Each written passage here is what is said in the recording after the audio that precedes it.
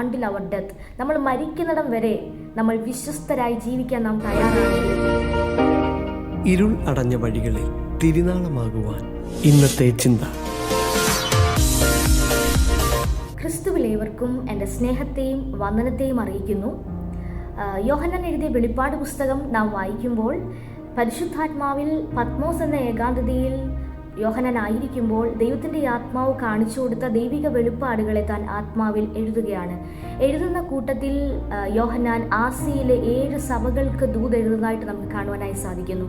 എന്നാൽ വെളിപ്പാട് പുസ്തകം 2-ാം അധ്യായം അതിൻ്റെ 8-ാമത്തെ വാക്യം മുതൽ വായിക്കുമ്പോൾ സുമർണയിലെ സഭയുടെ ദൂതൻ എഴുതുക. ആ സഭയോട് നോക്കി ദൈവത്തിൻ്റെ ആത്മാവ് ദൈവശബ്ദം യോഹന്നാനിലൂടെ താൻ എഴുതുമ്പോൾ അതിൻ്റെ 10-ാമത്തെ വാക്യത്തിൻ്റെ ഏറ്റവും അവസാനത്തെ ഭാഗം, അതായത് വെളിപ്പാട് പുസ്തകം 2-ാം അധ്യായം 10-ാം വാക്യം അവസാന ഭാഗം ഇങ്ങനെ പറയുന്നു: മരണപര്യന്തം വിശ്വസ്തനായിരിക്ക, എന്നാൽ ഞാൻ ജീവകിരീടം നിനക്ക് തരും.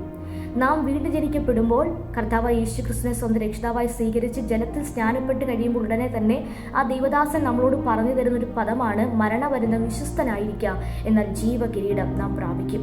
കർത്താവ് നമ്മളെക്കുറിച്ച് ആഗ്രഹിക്കുന്ന ഒരു കാര്യമുണ്ട്: വിശ്വസ്തരായി നിൽക്കുക.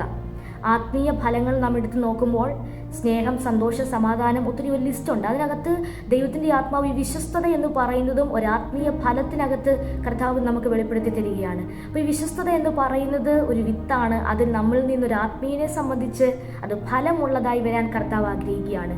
പ്രിയപ്പെട്ടവരെ, 2-3 ദിവസത്തേന് മാത്രമല്ല നാം വിശ്വസ്തരായി ജീവിക്കേണ്ടത്. മരണപര്യന്തം, അണ്ടിൽ അവർ ഡെത്ത്, നമ്മൾ മരിക്കുന്നിടം വരെ നമ്മൾ വിശ്വസ്തരായി ജീവിക്കാൻ നാം തയ്യാറാണെങ്കിൽ വചനം പഠിപ്പിക്കുന്നു, you will get the crown of life. ജീവ കിരീടം നിനക്ക് പ്രാപിക്കാനായിട്ട് കഴിയും.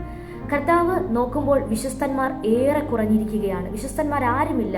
പക്ഷെ അതിനകത്ത് ഈ തലമുറയിൽ കർത്താവ് അന്വേഷിക്കുന്നു വിശ്വസ്തന്മാരെ.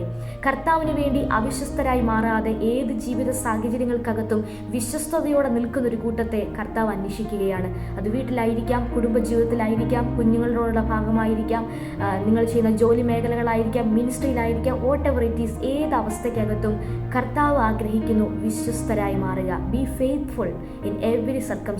എല്ലാ മേഖലകളിലും നാം വിശ്വസ്തയോടെ ജീവിക്കണമെന്ന് ദൈവം നമ്മളെക്കുറിച്ച് ആഗ്രഹിക്കുന്നു. കാരണം വാഗ്ദത്തം ചെയ്ത ദൈവം വിശ്വസ്തനാണ്. അവൻ വാക്ക് പറഞ്ഞാൽ മാറാത്ത ദൈവമാണ്. അങ്ങനെയെങ്കിൽ പ്രിയപ്പെട്ടവരെ, നമുക്ക് എത്രത്തോളം വിശ്വസ്തരായിട്ട് നിൽക്കാൻ കഴിയുമോ അത്രത്തോളം നാം വിശ്വസ്തരായി മാറാൻ കഴിയുമെങ്കിൽ നിശ്ചയമായിട്ടും ദൈവം നമ്മളോട് പറഞ്ഞ വാഗ്ദത്തങ്ങൾക്ക് നാം അവകാശികളായി മാറും.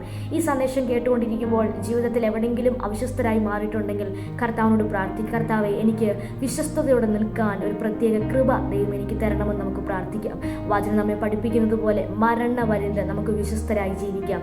കർത്താവിൽ നിന്ന് ജീവന്റെ കിരീടം അവകാശമാക്കുവാൻ തക്കവണ്ണം ബി ഫെയ്ത്ത്ഫുൾ. എല്ലാ മേഖലകളിലും വിശ്വസ്തയോടെ നിൽക്കാൻ കർത്താവ് നമ്മെ സഹായിക്കട്ടെ. ഈ ചെറിയ സന്ദേശം ഒരു വലിയ അനുഗ്രഹത്തിന് കാരണമായി തീരട്ടെ എന്ന് ഞാൻ കർത്താവിൽ ആഗ്രഹിക്കുന്നു. God bless you all. Have A blessed day. Amen.